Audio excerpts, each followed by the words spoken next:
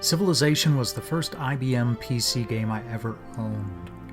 I first sampled the granddaddy of the 4X genre at my cousin's place, choosing the Aztec Nation.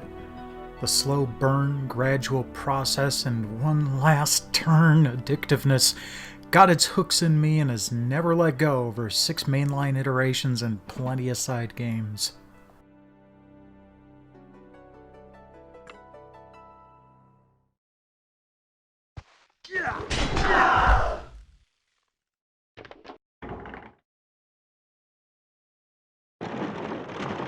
Samlete.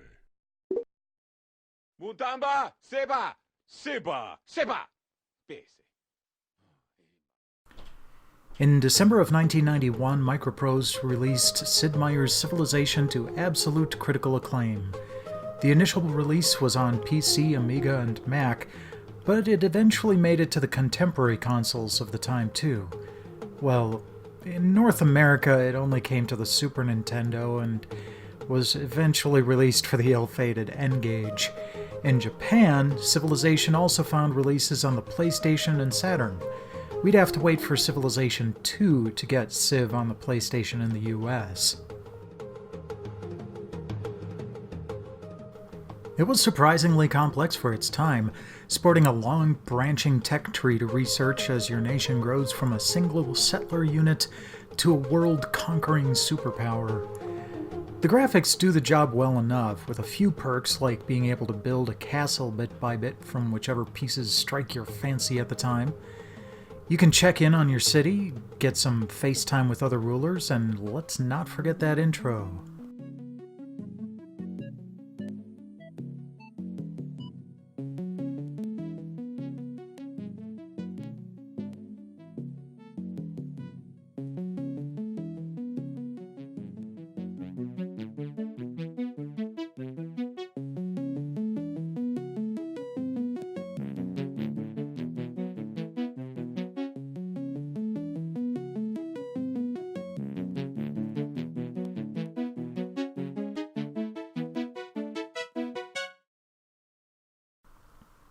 The music is pretty basic, but memorable.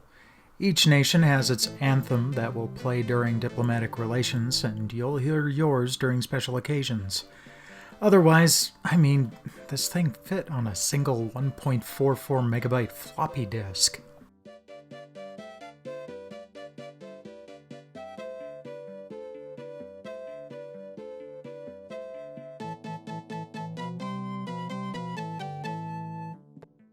Speaking of diplomatic relations, there's a rather hilarious bug that's become quite legendary.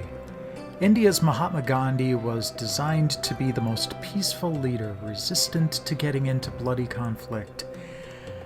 Unfortunately, they didn't plug in a bottom limit for that peace/war value, so if you did too many things to appease him, the value would actually cycle back from 0 to 255, and he would start threatening you with nuclear weapons at every opportunity.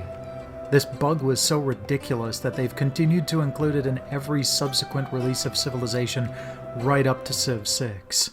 Gandhi's nonviolent independence movement led to the creation of modern India, and he remains revered around the world for his commitment to peace.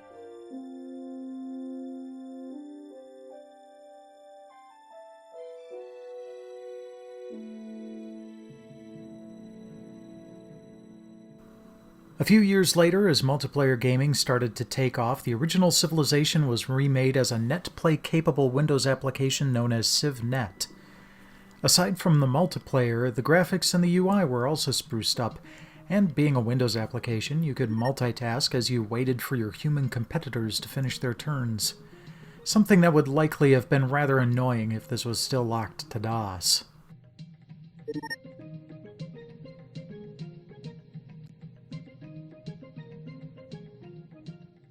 All in all, this game is still a great one to go back to, even after all these years and upgrades.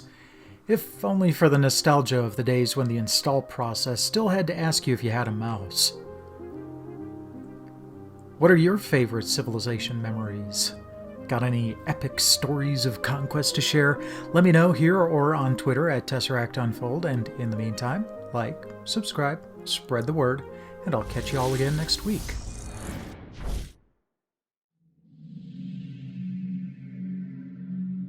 Please don't go.